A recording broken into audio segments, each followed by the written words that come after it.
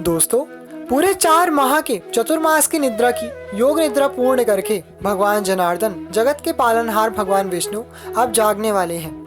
आने वाली है कार्तिक मास की सबसे बड़ी एकादशी, देवउठनी एकादशी। ये साल की सभी एकादशियों में भी विशेष महत्व रखती है। इस दिन माना जाता है कि भगवान विष्णु के सहित अन्य देवता भी चतुर्मास की निद्रा से जाग जाते हैं। आज हम जानेंगे इसी एकादशी व्रत की विधि, महिमा, महत्व, कथा और विशेष प्रकार के उपाय। तो चलिए आरंभ करते हैं माता रानी का नाम लेकर। जय माता दी फ्रेंड्स, कैसे हैं आप सब दोस्तों? बताने के लिए कमेंट में जय माता दी अवश्य लिखेगा। और यदि माता रानी के इस दरबार में आप पहली बार आए हैं तो यहाँ से खाली हाथ जाने की भूल मत कीजिएगा। नीचे दिए गए सब्सक्राइब के बटन पर क्लिक कर दीजिएगा और आप भी हमारे इस खूबसूरत से परिवार का सदस्य बन जाइएगा। ऐसा करना बिल्कुल निःशुल्क है, इसलिए सब्सक्राइब अवश्य कीजिएगा और आप चाहे तो साइड में जो बेल आइकन है उसे भी दबा दीजिएगा। ऐसा करने से ये होगा कि हमारे आने वाले वीडियोस का नोटिफिकेशन सबसे पहले आपको मिलेगा। दोस्तों, सनातन धर्म में एकादशी का व्रत बहुत महत्वपूर्ण माना जाता है। सभी एकादशियों में देवउठनी एकादशी विशेष महत्व रखती है। उस दिन श्रीहरि 4 माह बाद योग निद्रा से जागते हैं और चतुर्मास की समाप्ति होती है। 4 नवंबर 2022 को देवउठनी एकादशी का व्रत है। मान्यता है कि देवउठनी एकादशी का व्रत करने से मोक्ष की प्राप्ति होती है, जहाँ तक मृत्यु के बाद वैकुंठ धाम को जाता है। स्वयं श्री कृष्ण ने एकादशी की महत्ता के बारे में युधिष्ठिर को बताया था।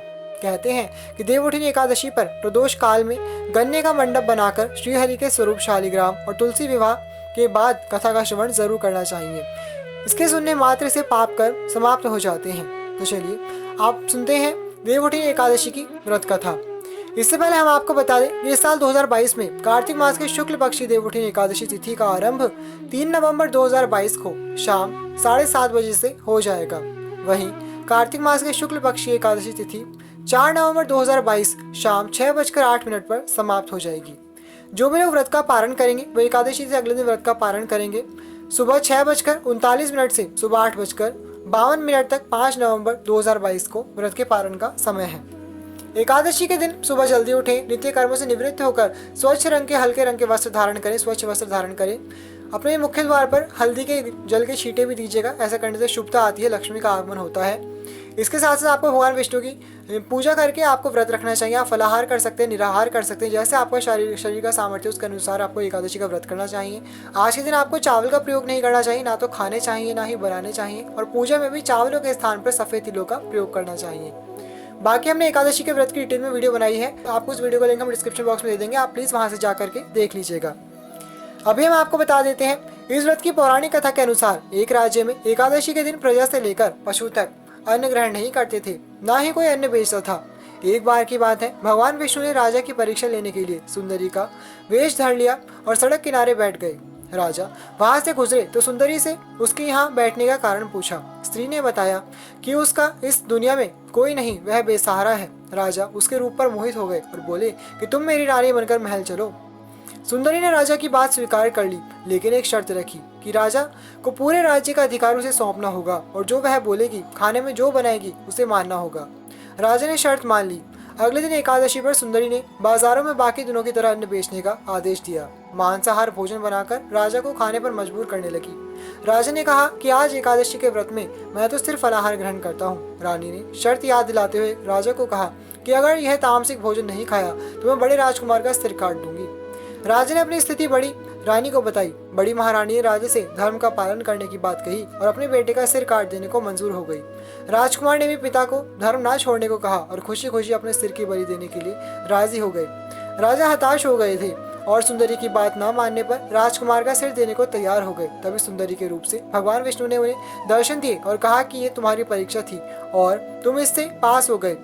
श्रीहरि ने राजा से वर मांगने को कहा। राजा ने इस जीवन के लिए प्रभु का धन्यवाद किया, कहा कि अब मेरा उद्धार कीजिए। राजा की प्रार्थना श्रीहरि ने स्वीकार की और वह मृत्यु के बाद वैकुंठ धाम को प्राप्त हुए। तो दोस्तों, शाम के समय आपको श्रीहरि की एकादशी की व्रत कथा अवश्य सुननी चाहिए। आज से सभी मांगलिक कार्य, विवाह इत्यादि आरंभ हो जाएंगे, क्योंकि सभी देवी देवता भगवान विष्णु के साथ जाग जाएंगे। आज के दिन तुलसी माता के साथ शालिग्राम जी का विवाह कराने का विधि भी आती है, तो ऐसा कार्य भी आपको अवश्य करना चाहिए। अगर आप अधिक बड़े रूप में नहीं कर सकते, वैसे तो विधि विधान के साथ मंडप रचाकर जैसे विवाह उत्सव कराया जाता है वैसे करवाना चाहिए। लेकिन अगर आप नहीं कर सकते, नॉर्मल छोटा सा अपने घर में जो भी आपकी नई तुलसी के पौधे हों उसमें से एक पौधा ले लीजिएगा। उसका आप शालिग्राम जी जो होते हैं, पाषाण शिला होती है, विष्णु भगवान का प्रतीक होती है, उनके साथ आपको तुलसी माता का विवाह कराना चाहिए। दोनों का गठबंधन कराएं। माता को, तुलसी माता को आप श्रृंगार की सामग्री चढ़ाइए, धूप दीप से उनका पूजन कीजिए, चूड़ी बिंदी बिछिया इत्यादि आप जो चढ़ाना चाहते हैं चढ़ाइए, चुनरी पहनाइए, शालग्राम जी को पीले रंग का वस्त्र चढ़ाइए। फिर दोनों का गठबंधन दोनों के वस्त्र बांध करके कर दीजिएगा।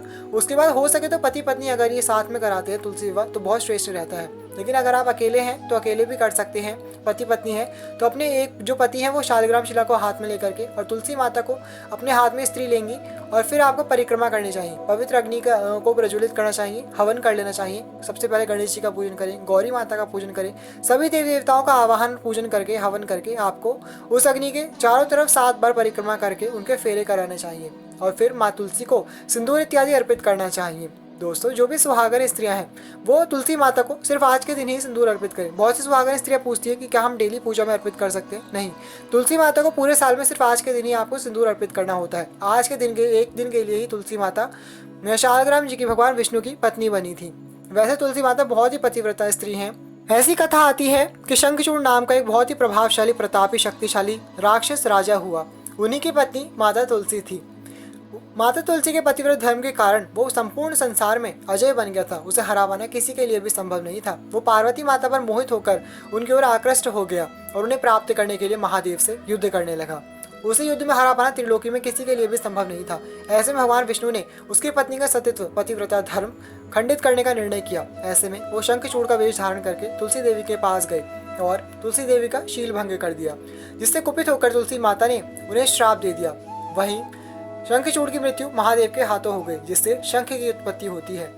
दोस्तों, फिर तुलसी माता ने भगवान विष्णु को श्राप दिया कि हे विष्णु, तुम बहुत ही छली, कपटी और पाषाण हृदय हो। मैं तुम्हें श्राप देती हूँ कि तुम भी पाषाण स्वरूप हो जाओगे। उसके बाद जब उन्हें अपनी भूल का प्रायश्चित हुआ और उन्हें भान हुआ कि उन्होंने ही तपस्या करके भगवान विष्णु को पति रूप में प्राप्त करने की कामना की थी, तब उन्होंने भगवान से क्षमा मांगी और भगवान विष्णु ने उन्हें आशीर्वाद दिया कि आज से जो भी व्यक्ति शंख को, शालग्राम शिला को और तुलसी को साथ में रखते हैं उन्हें कभी भी अपने प्रेमी जनों का वियोग नहीं होगा। सदैव तुलसी और शालिग्राम की पूजा साथ में की जाएगी और मैं सदैव तुम्हारे पति रूप में विराजूंगा। मेरी पूजा में तुलसी की पूजा आवश्यक होगी। तुलसी पत्र के बिना मैं कभी भी कोई भोजन स्वीकार नहीं करूंगा। तभी से तुलसी माता का इतना महत्व हो गया। बोलिए जय जय तुलसी माता की। आज के दिन आपको किसी प्रकार से तुलसी माता को हानि नहीं पहुंचानी चाहिए, पत्ते नहीं तोड़ने चाहिए, तुलसी का स्पर्श ना करें, क्योंकि एकादशी है। जो भी आप पत्ते इत्यादि भोग के लिए रखेंगे वो एक दिन पहले ही तोड़ करके रख लें। एकादशी वाले दिन आपको नहीं करना है। शाम को तुलसी माता के इस प्रकार से आप पूजन कर सकते हैं, दीपक जलाइए। कुछ भी नहीं कर सकते तो एक दीपक आपको घी का अवश्य जलाना चाहिए। तुलसी माता के नीचे जो गमला होता है या जहाँ भी आपने रखा है वहाँ पर एक घी का दीपक अवश्य जलाएं।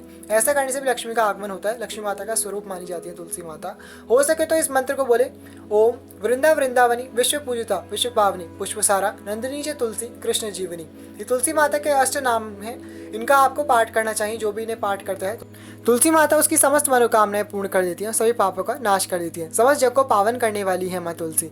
बोलिए श्री हरि नारायण और तुलसी माता की जय। तो कर लीजिए दोस्तों इस प्रकार से अपने एकादशी का व्रत। जो भी आपसे आपके मन में शंका हो वो आप हमसे कमेंट सेक्शन में पूछ सकते हैं। बाकी एकादशी के व्रत की हमने डिटेल में वीडियो बनाई है, उसका लिंक हम डिस्क्रिप्शन बॉक्स में दे देंगे, आप वहाँ से देख लीजिएगा। अगर आपको वीडियो अच्छे लगते हैं तो वीडियो को लाइक अवश्य कर दीजिएगा, दूसरों से भी शेयर कीजिएगा। चैनल को सब्सक्राइब करके हमारे इस परिवार का सदस्य बन जाइएगा। साइड में जो घंटी है उस बेल आइकन को दबाना मत भूलिएगा। जय माता दी बोलकर बजा दीजिएगा, ताकि हमारे आने वाले वीडियोस का नोटिफिकेशन सबसे पहले आपको मिले।